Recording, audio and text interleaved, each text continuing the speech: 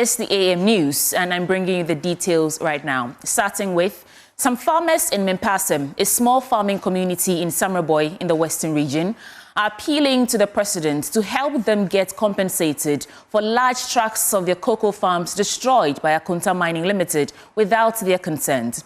The farmers say their cocoa farms on yield were forcibly taken over with guns and destroyed for gold. They say all attempts through the Cocoa Board to get justice have proven futile. Erastus Asaredonko was there and filed this report. This large mined-out area at Mempeasem used to be sprawling cocoa farms.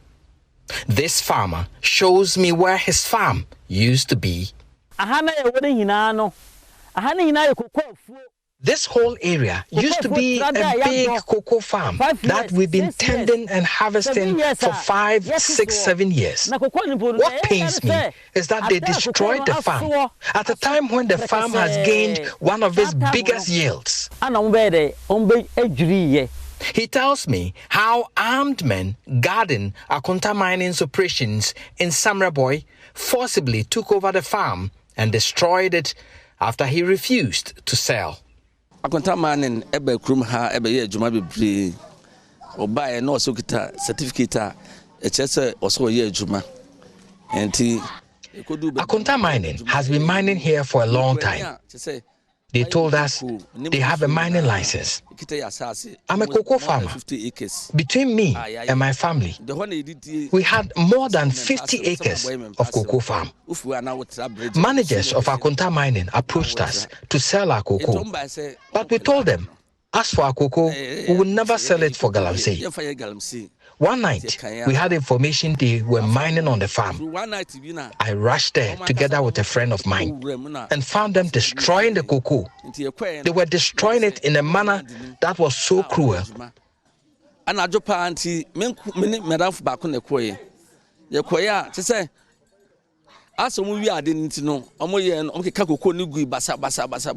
fact, I didn't know we not also farm now I would do what they say, okay, and yes, so I said, power is like an alcohol, it's volatile into to me, and now dears are you. The Cocoa Board paying for if you cry a buy. We invited Cocoa Board officials to Samreboy, and we went to the farm together. We met Chemawun to meet people who were wielding guns, and they prevented us from entering our farm.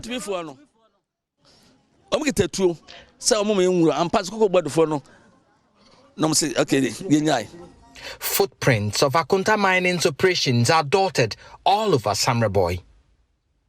Other farmers accuse the company of destroying their cocoa farms without compensation. As I say, more than 1.5 kilometers. Our land, close to 1.5 kilometers, have been mined and destroyed without them paying us not even a dime. Owner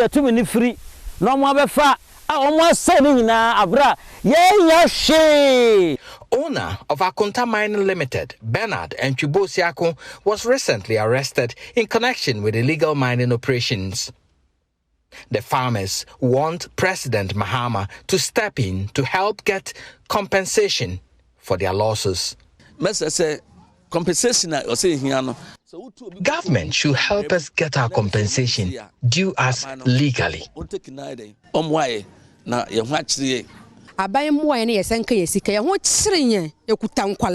Government should help us because we have children. We are helpless. We are facing severe hardships.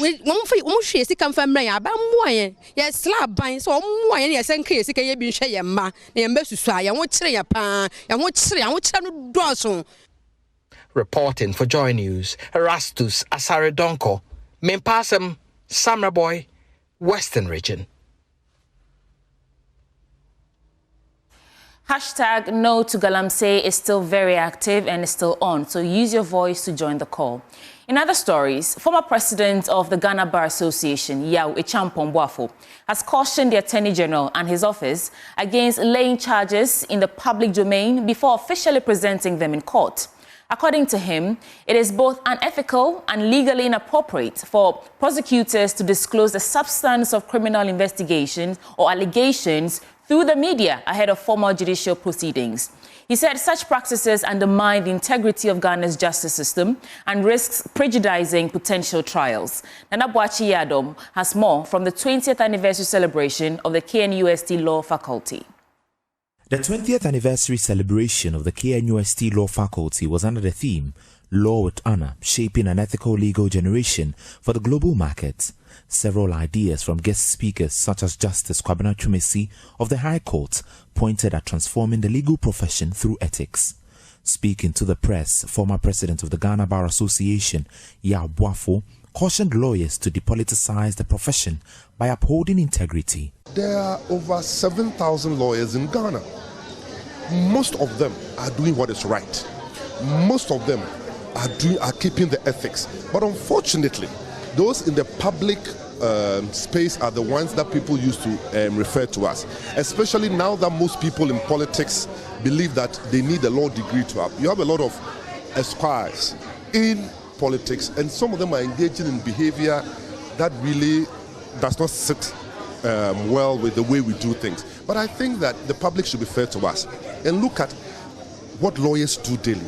Of the 7,000 or so lawyers that we have in Ghana, how many of them are engaged in misbehavior? How many of them are engaged in egregious conduct? That is why in my speech I cautioned our colleagues that, listen, be fair to us, because as a lawyer, I know very well what the procedure says. I know what the procedure requires. I know very well what the law would expect. But to the layperson... Mr. Boafo raised concern over how some high-profile cases are handled by the Attorney General, often with charges being laid publicly before they are filed in courts. He emphasized that such conduct not only contravenes the principle of fair trial, but also damages the reputation of individuals who may later be found innocent. I feel very uncomfortable with attorneys general speaking after court processes. I feel very uncomfortable with attorney generals before somebody is charged in court, laying their charges in public. Those things are not right. Because you see, Rule 38 of the professional etiquette, which about it. For example, when I was in office, there were times I had cause, the GB had cause to even draw the attention of the past Attorney General to comments he made post the Atoforsen Court of Appeal decision. Those things are not right.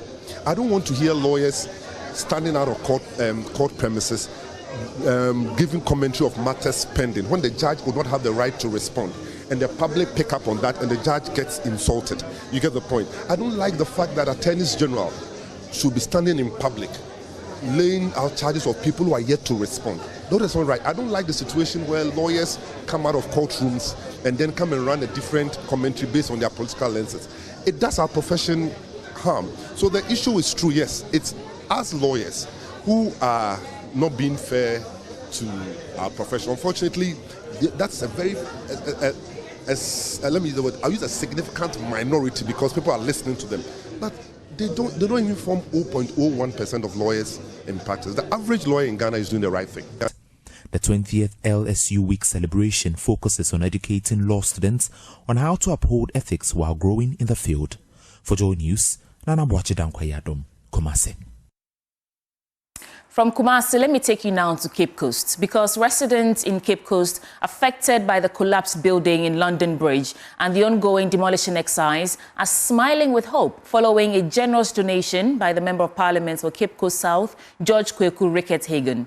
Speaking during a visit to the community to present the items, Ricketts-Hagen assured community members he will present the situation in Parliament to solicit government support and promised a fund of 100,000 Ghana cedis to support those without shelter due to the demolition. Here's more.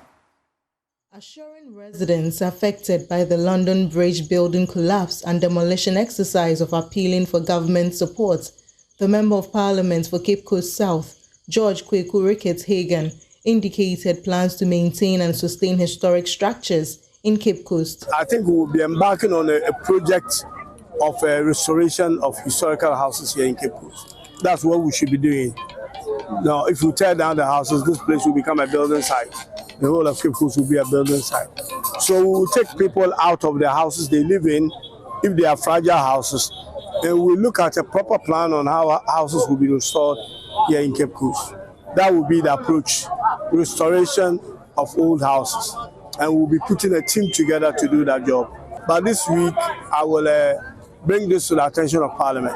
I will be reading a statement in the Chamber of Parliament to bring this issue to the attention of Ghanaians, what has happened here. Something happened in the Volta region. The MPs brought it to the attention of Parliament. So we will also do the same.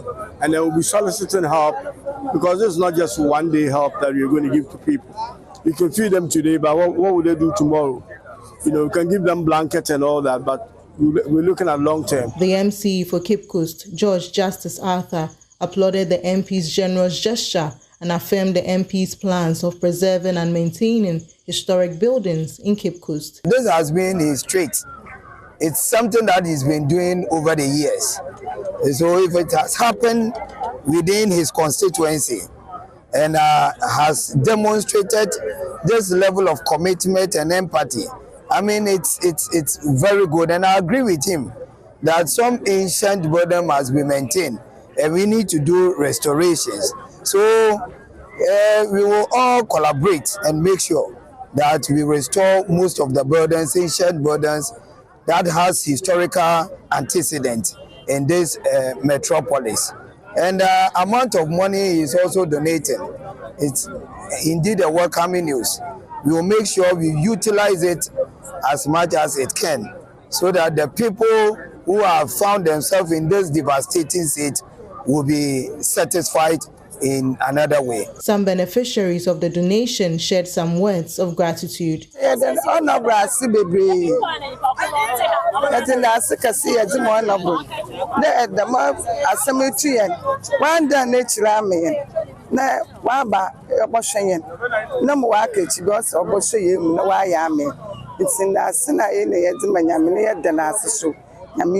From Cape Coast, Abigail Lissel Nkoma reports for Joy News.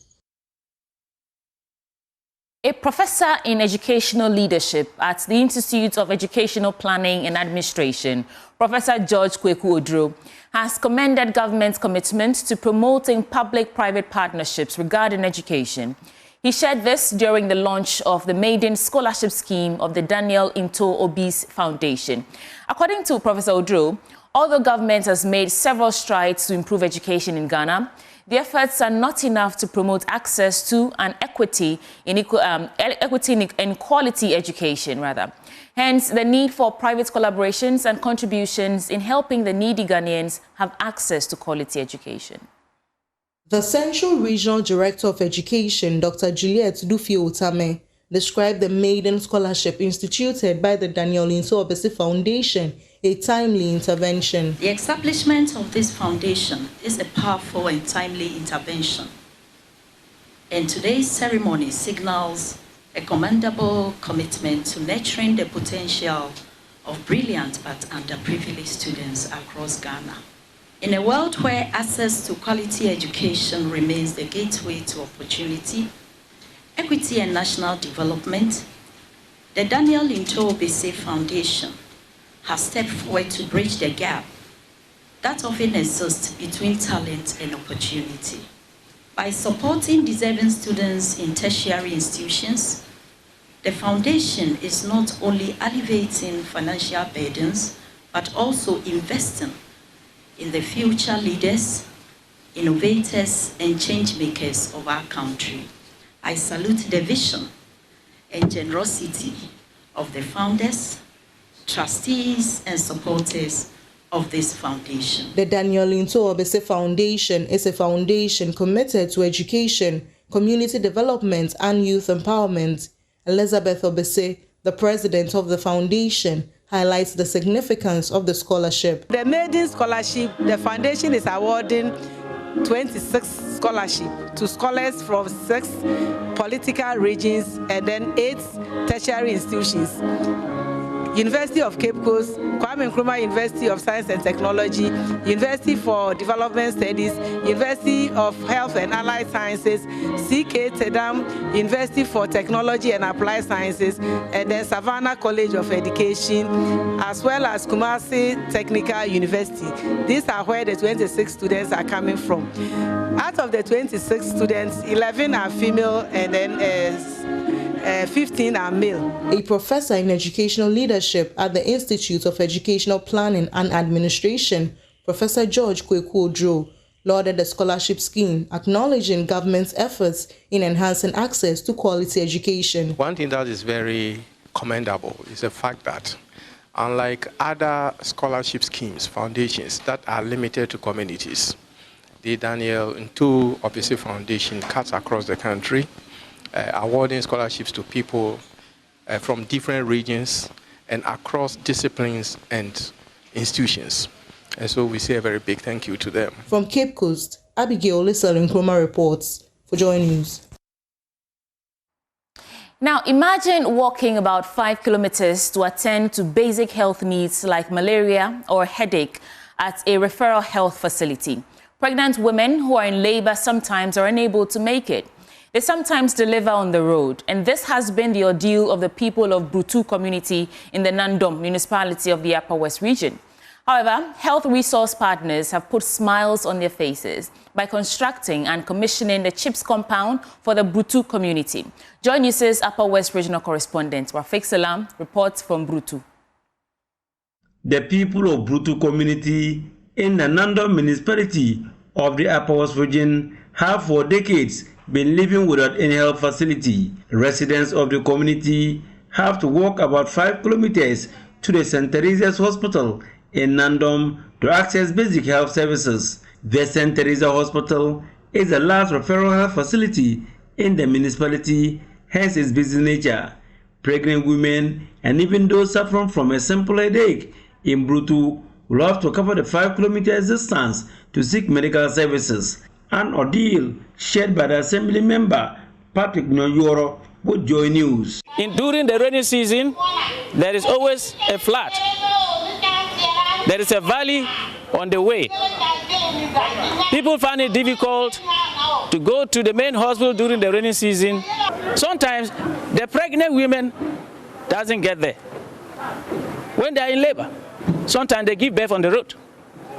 And sometimes by the river, where the flood is.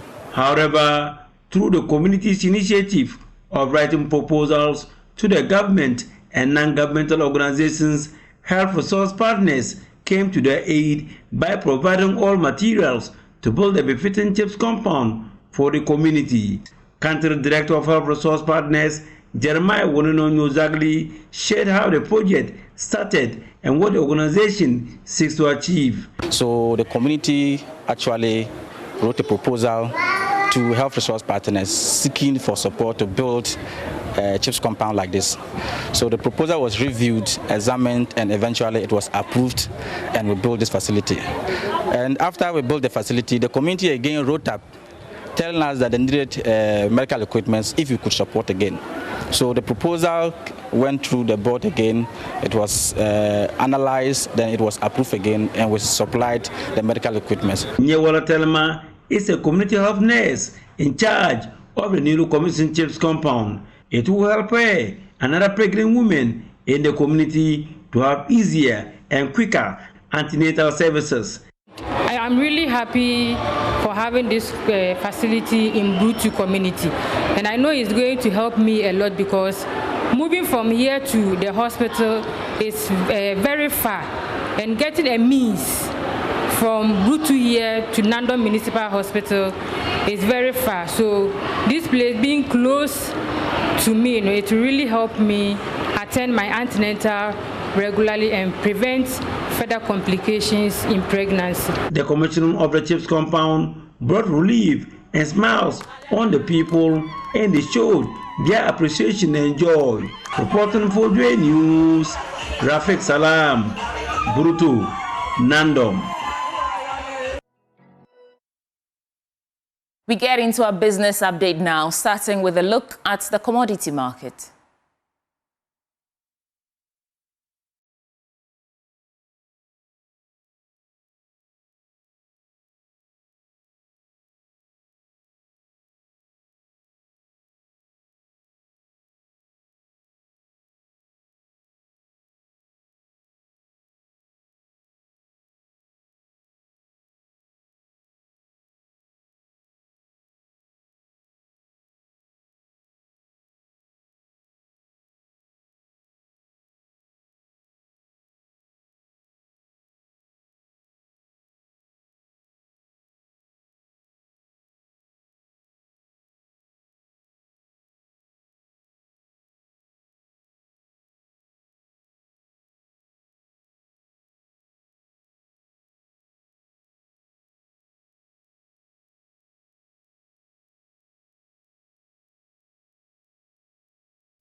In business news, Labour consultant Senyo Ajabing is calling on employers to conduct thorough assessment of candidates' competence before appointing them roles.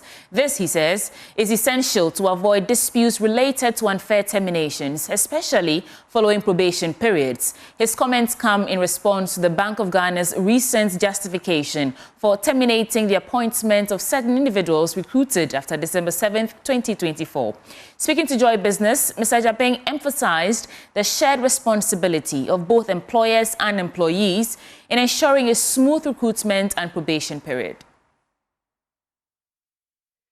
I'm sure that during the induction process, when employees are brought on board, maybe the first few weeks or the first month, they go through induction where they are taught, or the policies and procedures and values and structures of the organizations is taught to them, it's told to them.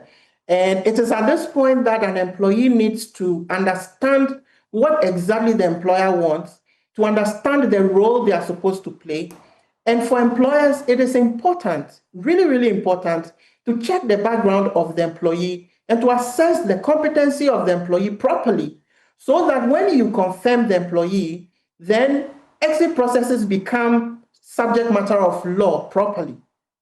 However, for an employee who takes the probation period for granted, I mean, I've gotten employment, I'm in, and so I can do anything I want, you can become a victim of non-confirmation of employment, and you find yourself out of a job. Assuming you resign from a good job and you come to a better job and then you do not perform and get confirmed, then it disrupts your career plans and your career progression. So for both parties, we will say that they should utilize the probation period properly and ensure that they size themselves up well and take decisions in the interest of the organization.